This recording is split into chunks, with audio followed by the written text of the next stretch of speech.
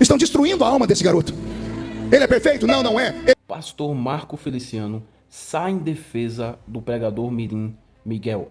Isso mesmo.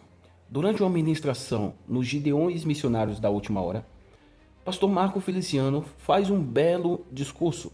Podemos reconhecer que de fato foi um belo discurso a favor de Miguel, que de certa forma faz sentido tudo o que o pastor falou. Porém, se formos analisarmos detalhe por detalhe sobre as entrevistas e podcasts que o próprio Miguel dá, veremos várias contradições. Pastor Marco Feliciano chega a dizer que estão matando Miguel. Porém, não sabe ele que Miguel não cansa de mentir, que infelizmente a mentira mora na boca de Miguel. Tudo isso iremos colocar aqui, alguns trechos das mentiras de Miguel. Iremos colocar também a fala do pastor Marco Feliciano. É muito importante que você fique até o final do vídeo para você entender certinho aonde eu quero chegar, tá bom? E veremos se pastor Marco Feliciano está correto ou não. Vou colocar aqui a fala dele, logo em seguida os cortes das mentiras de Miguel. Veja só. O que as mídias e essas pessoas que vivem como urubus estão fazendo com Miguel é isso. Estão destruindo a alma desse garoto.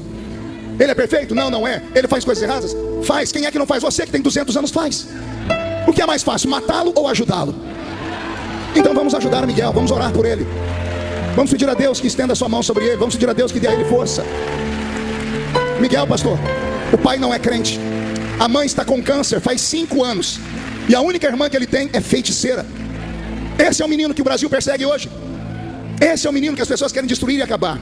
Então, em nome de Jesus, nós vamos orar pela vida dele.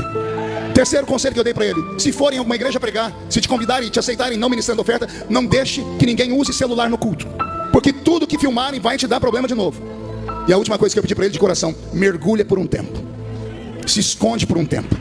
Por um tempo, deixa a internet esquecer você até aparecer outra coisa. E o futuro dele será grande se ele ouvir esses conselhos.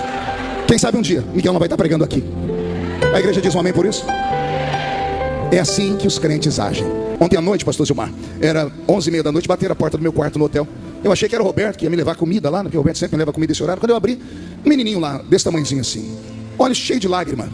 Eu falei: eu acho que eu te conheço. Ele disse: sou eu, pastor. Eu falei: quem? Eu falei: eu não lembrava o nome dele direito. Ele falou assim: meu nome talvez você não vai lembrar, mas você vai lembrar The King, The Power dele. Era o jovem Miguel. E eu olhei para aquele menino na hora. Eu me vi com 15 anos de idade. Eu tenho um vídeo na internet eu pregando com 15 anos de idade. Talvez eu só sobrevivi até hoje porque naquela época não tinha mídia como temos agora. Porque se as pessoas fossem nos cultos que eu pregava e tirassem um recorte, iam ver eu falando coisas de menino, porque eu era só um menino. Se nós que somos mais velhos não tivermos paciência com esses que são meninos, quem vai ter? Quem vai ter? Miguel é só um garoto de 15 anos. Precisa de ajuda. Precisa de oração. Precisa de pessoas que não vivam para transformá-lo em negócio. Porque é isso que fizeram com ele. E estão fazendo ainda. Cada vez que colocam uma polêmica dele, as pessoas ganham monetariamente. Miguel é uma fábrica de lucros. Eu falei para ele: o pessoal dos Gideões não quer que você tenha destaque, exatamente para você não sofrer mais. Falei para ele sobre isso, né? Vocês não estão vendo ele aqui em cima, porque se estivesse em cima ia todo mundo em cima dele, um monte de gente. E eu falei para ele: Miguel, existe 2 tipos de fama: a boa fama e a má fama. Ambas são fama. Porque ele é uma criança, todo mundo chega para tirar foto com ele, ele abre um sorriso, tira foto. Aí depois a pessoa que tirou foto com ele vai e posta alguma coisa, desgraçando a vida dele. Eu dei para ele 3 conselhos. E se o Miguel estiver me ouvindo aí, os conselhos são esses. Vou repetir para vocês o que eu disse para ele. Primeiro, volte para a escola e estude. Segundo conselho que eu dei para ele: quando for ministrar, Miguel, não deixa nenhum pastor de igreja te usar para você levantar oferta. Eu posso, porque eu tenho história. E mesmo tendo história eu ainda sofro. Quando ministro aqui no Gideões, a manhã missionária, com muito orgulho e muita honra, há mais de 15 anos a manhã missionária sou eu que faço. Mas o senhor não sabe o que eu passo quando termina a oferta. As pessoas me xingando, as pessoas me chamando. Como vocês puderam ver aí, belo discurso. Ele tem razão, devemos orar pelo Miguel, devemos ajudá-lo. Porém, muitos tentaram ajudar, mas Miguel não cansa de mentir, não aceita correção e não procura se consertar. Veja só. Só que no meu dia do nascimento, toda mãe sabe que quando a criança nasce, ela chora. Ela emite algum som pela boca. Meu caso foi diferente. Eu nasci e não chorei. Eu não gritei. E da minha boca não se emitiu som algum. A minha mãe achou estranho. Perguntou para a enfermeira e falou assim: o meu filho nasceu, mas ele não está emitindo som. Alguma coisa aconteceu. Aí a médica olhou para ela e falou assim: olha, mãezinha, isso é normal. Acontece com algumas crianças e tal.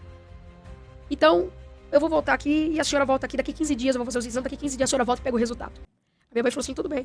Passou os 15 dias e minha mãe entrou pelo aquele hospital, passados os 15 dias, e ela saiu com uma notícia que nenhuma mãe queria ouvir. Ela pegou e falou assim, mãezinha, o seu filho nasceu surdo e mudo. Ô, louco. Ele nunca vai falar e nunca vai ouvir. Eu nasci com um diagnóstico, Pedro, que eu não tenho as cordas vocais e eu não tenho os tímpanos. Eu nasci totalmente surdo e totalmente mudo.